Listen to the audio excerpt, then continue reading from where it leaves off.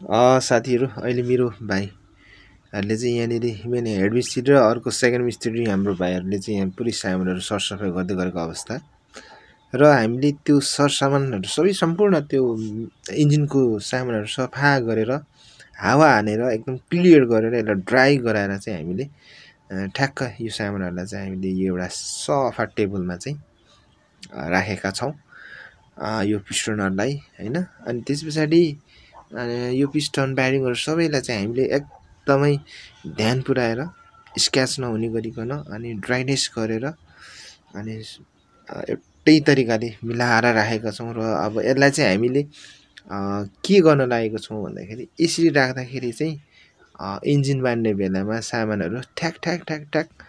आँखा अगाडि भयो भने एकदम छिटो काम गर्न सकिन्छ भनेर चाहिँ हामीले यो इन्जिनको सामानलाई चाहिँ आफ्नो ठाउँमा राखिदिएको छौं किन भन्दाखेरि यो हामीले किन राखेको भन्दाखेरि जुन हेड मिस्त्रीले बान्दै छ उसलाई सजिलो होस् भनेर किनभने जस्तै अब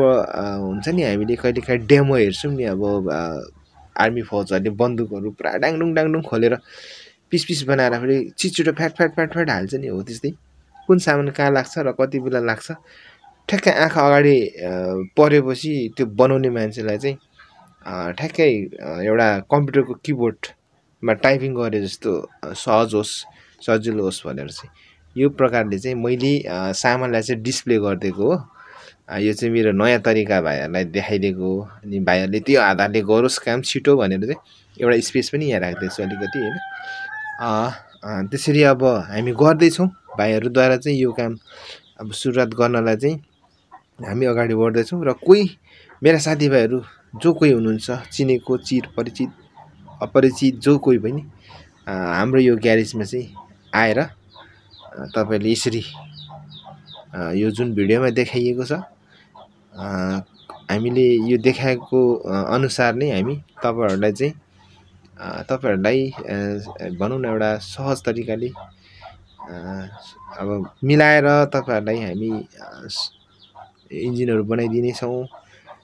सक्दो हामी तपाईहरुलाई कस्ट पनि अलिकति धेरै नपरोस् मिडियम मिलाएर भाइहरुले सकेसम्म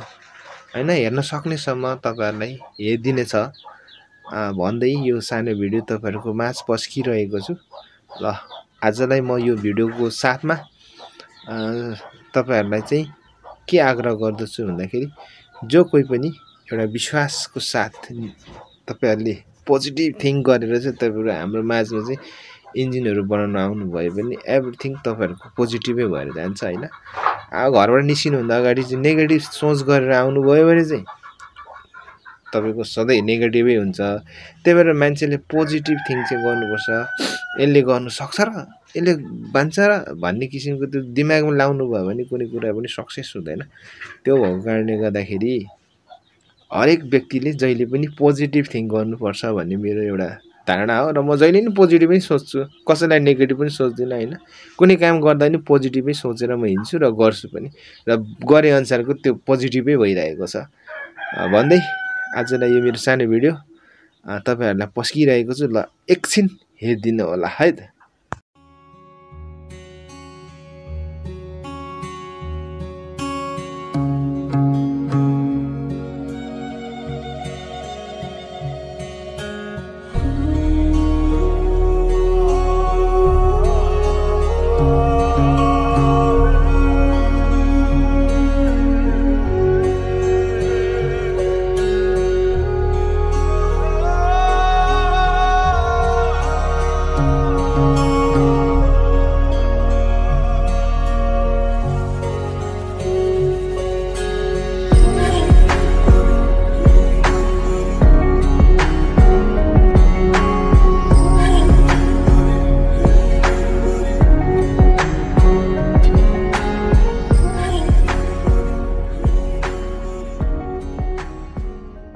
गाइस